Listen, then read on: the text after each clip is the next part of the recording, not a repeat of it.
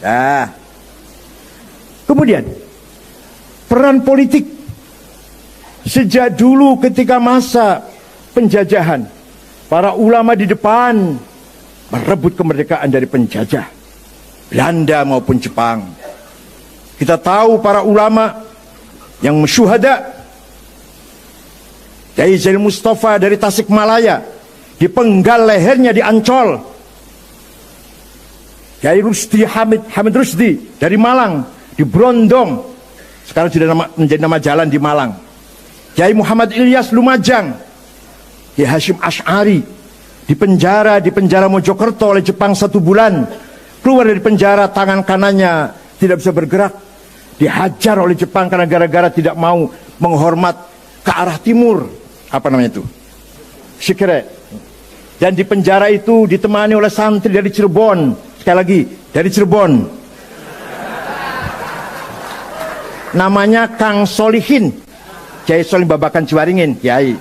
Nah, itu yang menemani, sama-sama disiksa oleh Jepang di penjara Mojokerto.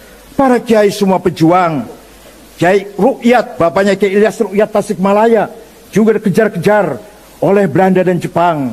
Temannya banyak yang gugur, tapi Kiai Rukyat masih dijaga oleh Allah, panjang usia sampai wafat, sampai akhir hayatnya tetap berjuang. Itu ayahanda dari Rois Am, Kiai Ilyas Rukyat. Banyak sekali ulama, kalau saya ceritakan tidak cukup waktunya.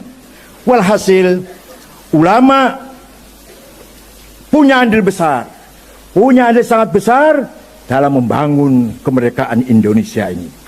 Kemudian setelah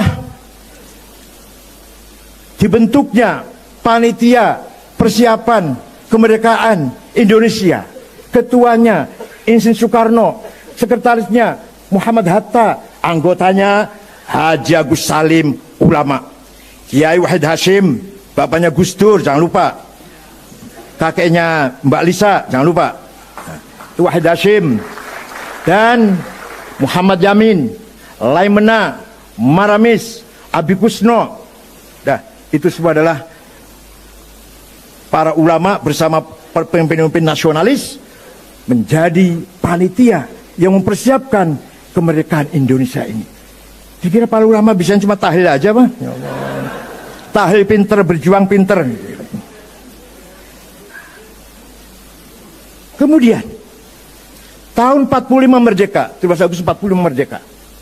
Baru merdeka Agustus, September, Oktober ada ancaman dari sekutu akan mengirim pasukan dengan manipulasinya atau ditutupin bahwa mereka datang akan mencari tahanan-tahanan Belanda yang dipenjara oleh Jepang. Jadi nggak akan perang, nggak, cuma akan mencari sisa-sisa di dalam penjara Belanda yang dipenjara oleh Jepang. Ternyata bawa senjata berat. Bung Karno, Pak Hatta, Jenderal Sudirman musyawarah, berunding. Gimana ini? Ya dilawan. Yang lawan siapa? Ya siapa? TNI baru saja istirahat perang, masih capek. Jadi gimana? Rakyat yang melawan. Intifadah. Intifadah bahasa Arab artinya ngeroyok lah. Pakai ketepel, pakai kayu, pakai batu, bata. Oke, bagus intifadah. Tapi yang bisa mengerahkan rakyat supaya berani intifadah siapa? Nah itu.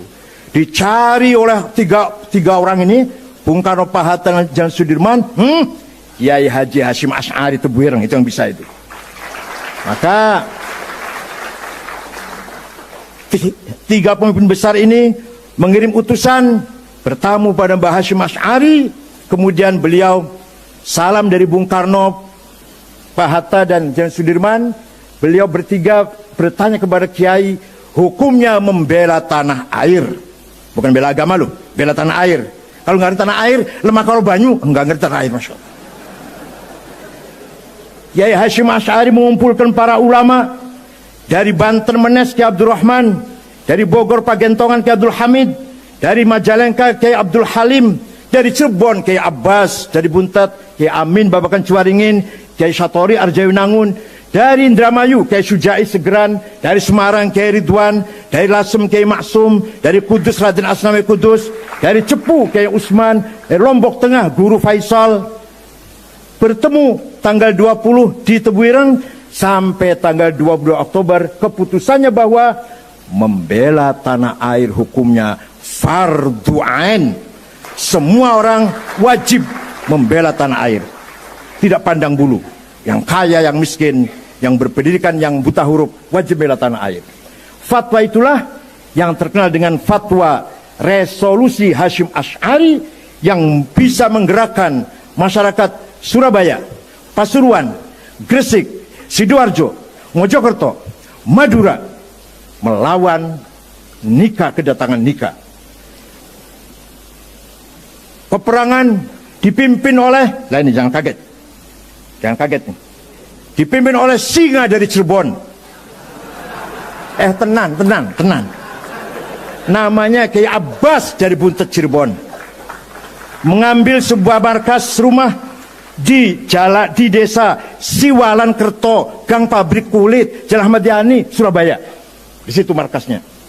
Peperangan terjadi, korban sangat banyak, tapi alhamdulillah kita menang.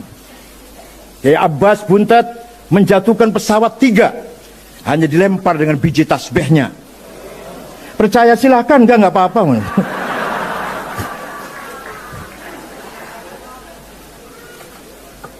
Tanggal 10 November, hari pertama perang besar itu, Brigjen Malabi, komandan Nika, mobilnya meledak, asistennya mati, pengawalnya mati, supirnya mati, Malabi pun mati.